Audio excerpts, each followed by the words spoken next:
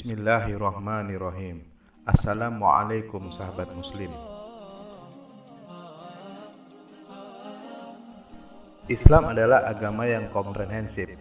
Agama Islam tak hanya mengajarkan tentang ketauhidan, namun juga menuntut umatnya untuk selalu melangkah di jalan kebenaran.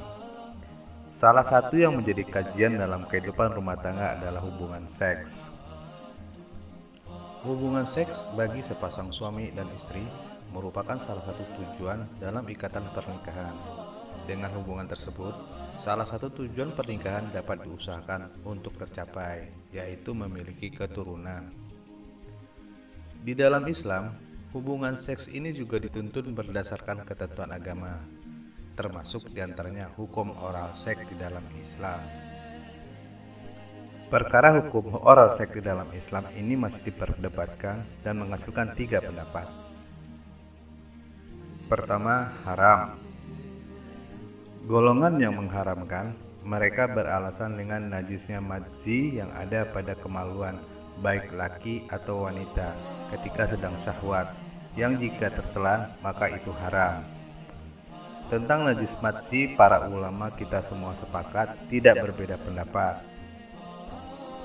Dari Ali, dia berkata, "Saya adalah laki-laki yang mudah keluar madzi. Maka aku perintah seseorang untuk bertanya kepada Nabi SAW lantaran posisiku sebagai mantu beliau."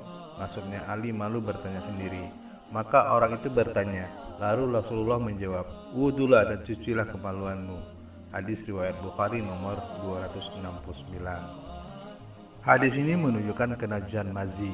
Hanya saja tidaklah wajib mandi junub, melainkan hanya wudu sebagai teks hadis tersebut.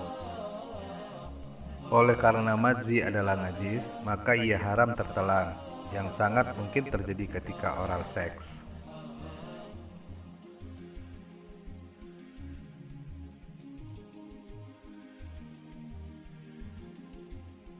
Golongan yang kedua, makruh. Golongan yang memakruhkan, mereka beralasan bahwa oral seks belum tentu menelan madzi, melainkan hanya sekedar kena, baik karena dikecup atau dijilat. Mulut atau lidah yang terkena madzi tentunya sama saja dengan kemaluan suami yang menyentuh madzi istri ketika jima. Sebab ketika jima, otomatis madzi tersebut pasti mengenai kemaluan lawannya.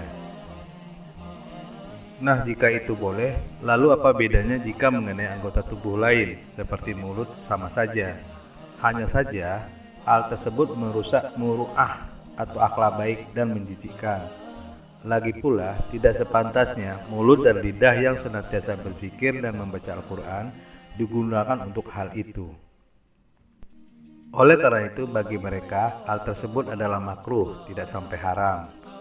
Jangankan menjilat kemaluan, sebagian ulama ada yang memakruhkan melihat kemaluan istri seperti yang masyhur dari Imam Al-Ghazali rahimahullah.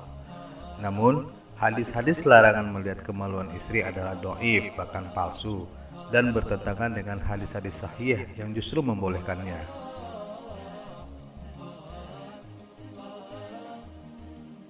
Golongan ketiga, dibolehkan. Golongan yang membolehkan, mereka beralasan bahwa suami bagi istri atau istri bagi suami adalah halal seluruhnya, kecuali dubur dan ketika haid. Sedangkan alasan-alasan pihak yang mengharapkan tertelannya madzi sudah dijawab, dan alasan pihak yang memakruhkan, merusak muru'ah dan menjijikkan pun bagi golongan ini tidak bisa diterima. Alasan merusak muru'ah, citra diri atau akhlak baik adalah alasan yang lemah. Sebab dahulu Umar bin Al-Khattab ketika dia menjima istrinya dari belakang, tapi bukan dari dubur, ternyata itu dibolehkan oleh Rasulullah SAW. Padahal Umar radhiyallahu anhu merasa bersalah karena itu bukan kebiasaannya dan bukan kebiasaan kaumnya. Sebagaimana oral seks hari ini bukanlah kebiasaan orang timur, melainkan kebiasaan orang barat. Namun demikian, tidak ada satupun riwayat yang berindikasi mencela Umar dalam hal ini. Yang ada justru sebaliknya. Alasan menjijikan juga alasan yang lemah. Sebab jijik atau tidak sifatnya sangat relatif dan personality atau pribadi. Tidak sama pada masing-masing orang. Bila ada orang yang merasa jijik dengan kulit ayam, tidak berarti kulit ayam adalah haram atau makruh. Khalid bin Walid pernah makan dab, mirip biawak, di depan Rasulullah Shallallahu Alaihi Wasallam, namun tidak dilarang oleh Rasulullah, walaupun dia tidak suka. Walau itu menjijikan, karena makan dab bukanlah kebiasaan manusia di daerah Rasulullah Shallallahu Alaihi Wasallam.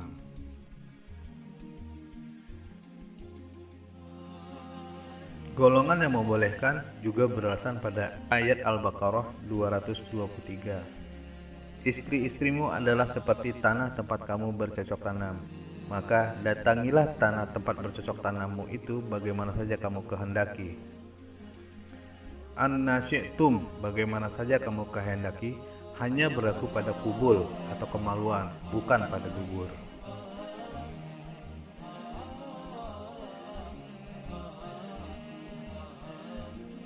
Pendapat ulama terdahulu. Imam Al-Qartubi, seorang ulama tafsir mazhab Maliki berkata, telah berkata asbab dari golongan ulama kami, Maliki, boleh bagi suami menjilat kemaluan istrinya dengan lidahnya. Imam Al-Qartubi Jami' lil Akmil Quran, juz 12, halaman 222.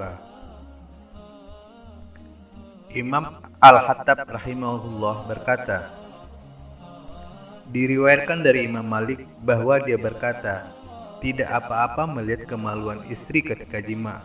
Dia menambahkan dalam riwayat lain, dan dia menjilatnya dengan lidahnya, dan ini merupakan penekanan atas kebolehannya, namun tidak demikian pada kenyataannya. Mawahib Al-Jalil 5/23, cetakan edisi khusus 2003 Masehi, 1423 Hijriah, Dar Alim Al-Kutub.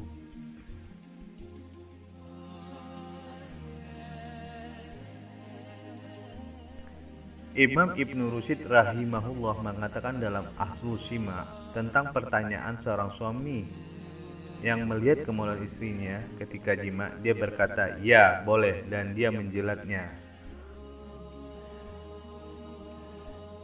Para ulama Syafi'iyah pun membolehkan.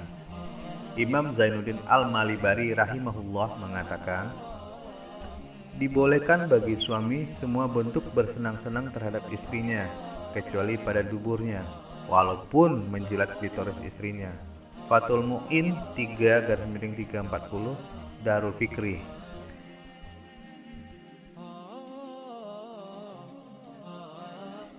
Imam Abu Bakar Ad-Dimyati rahimahullah menjelaskan kalimat di atas, yaitu walau dia bersenang-senang dengan menjilat klitorisnya, maka itu boleh.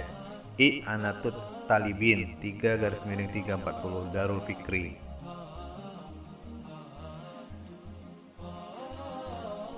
Sementara pandangan kalangan Hambaliyah disebutkan Imam Al-Buhuti rahimahullah berkata, Al-Qadi boleh mencium kemaluan istri sebelum jima dan dimakruhkan menciumnya setelah jima.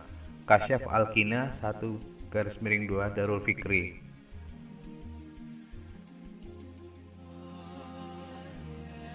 Pandangan Syekh Al-Alamah Yusuf Al-Qaradawi Hafizullah, beliau berkata, di dalam masyarakat seperti Amerika dan masyarakat barat lainnya, terdapat tradisi dan kebiasaan dalam hubungan biologis antara suami istri yang berbeda dengan kebiasaan kita, seperti bertelanjang bulat, suami melihat kemaluan istri, atau istri mempermainkan kemaluan suami, atau mengecup kemaluan suami, dan sebagainya, yang apabila telah menjadi biasa, menjadi tidak menarik dan membangkitkan syahwat lagi, sehingga memerlukan cara-cara lain yang kadang hati kita tidak menyetujuinya. Ini merupakan satu persoalan dan mengharamkannya atas nama agama juga merupakan persoalan lain lagi, dan tidak boleh sesuatu diharamkan kecuali jika ditemukan nas teks agama yang syahih dari Al-Quran atau As-Sunnah yang mengharamkannya. Kalau tidak ada nas, maka pada dasarnya adalah boleh. Wallahu a'lam bishawab.